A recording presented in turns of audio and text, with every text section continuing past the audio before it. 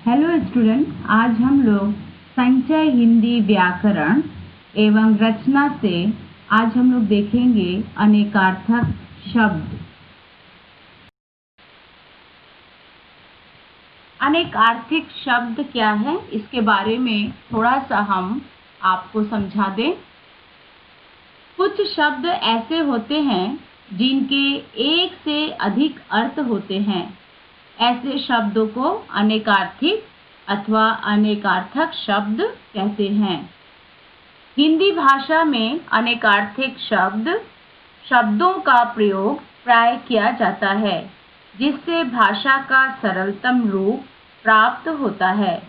अनेकार्थिक शब्दों की विशेषता होती है कि वे विभिन्न संदर्भों में अलग अलग अर्थ देते हैं। उदाहरण के रूप में देखिए, उदाहरण यह हार बहुत सुंदर है। दूसरा उदाहरण है, आज हमारा स्कूल क्रिकेट मैच हार गया। यहाँ पे दोनों वाक्य में हार का उपयोग हुआ है। एक हार का मतलब होता है माला और दूसरे हार का मतलब होता है हारना। अतः हम कह सकते हैं कि वाक्य में प्रयोग के अनुसार शब्द का अर्थ बदलता है। अब आपके बुक में कुछ शब्द अनेक अर्थ शब्द दिए हुए हैं, उन्हें आप देखिए। अंग, देह, भाग, विभाग, अंबर, वस्त्र, आकाश, अंतर, भेद, अवधि, अनंत, अंतहीन, आकाश, ईश्वर, अशोक, वृक्ष, एक सम्राट, शोक रहित, अक्षर, वर्ण, ईश्वर, ब्रह्मा, अर्थ, धन, मतलब, प्रयोजन, अली, भंवरा, सखी, कोयल, उत्तर, दिशा, आगे, जवाब। 10वां देखिए, कनक, सोना, धतूरा, गेहूं, कर, हाथ, टैक्स, किरण, कक्षा, दर्जा, घेरा, कण, कान, कुंतीपुत्र, कार्य, काम, कृत्य, व्यवसाय, गुरु, शिक्षक, चालाक, श्रेष्ठ, घट, घड़ा, मन, शरीर, घन, घटा, बादल, हथौड़ा, तार, अखंड, चांदी, तारा, टेलीग्राम, ताल, तालाब, लय, दल, समूह, सेना, पक्ष, पत्ता, नग, संख्या, नगीना, पर्वत, पट, वस्त्र, पर्दा, कपाट, पत्र, चिट्ठी, पत्ता, समाचार पत्र, पेय, जल,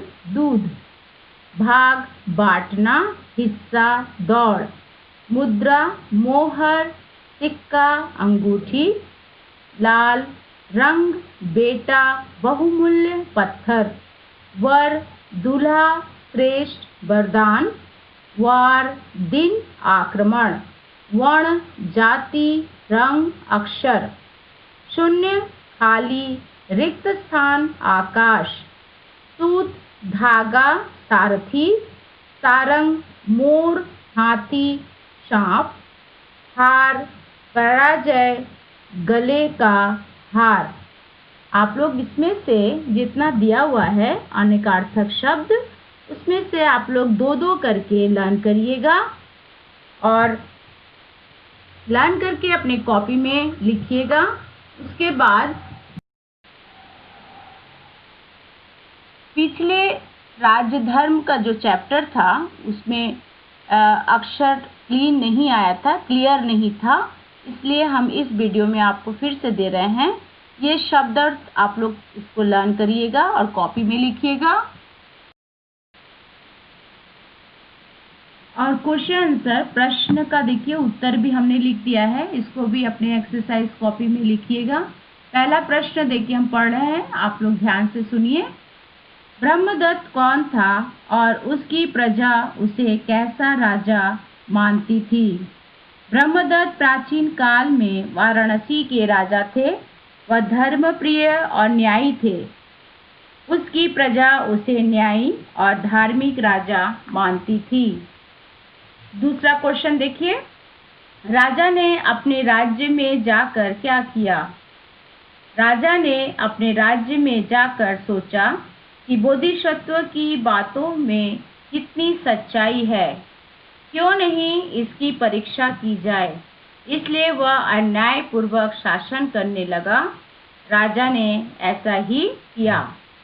थर्ड देखिए, पहली बार राजा को गोदे मीठे और दूसरी बार कड़वे क्यों लगे? पहली बार राजा को गोदे मीठे इसलिए लगे क्योंकि राजा धर्म के अनुसार न्याय से राज करता है। इसी से फल मीठे और जल स्वादिष्ट थे। दूसरी बार राजा को गोदे कड़वे इसलिए लगे क्योंकि राजा अधार्मिक और अन्यायी हो गए थे। इसी से जंगल के फल और सभी वस्तुएं रसहीन और कड़वी हो गई थी।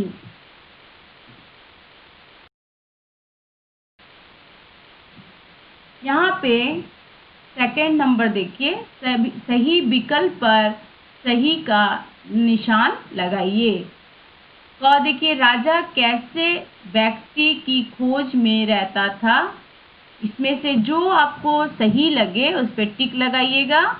ख भी वैसे ही करना है और ग भी ऐसे ही टिक पे करिएगा और इसे अपनी कॉपी में खूब सुंदर राइटिंग में लिख लीजिएगा। Thank you.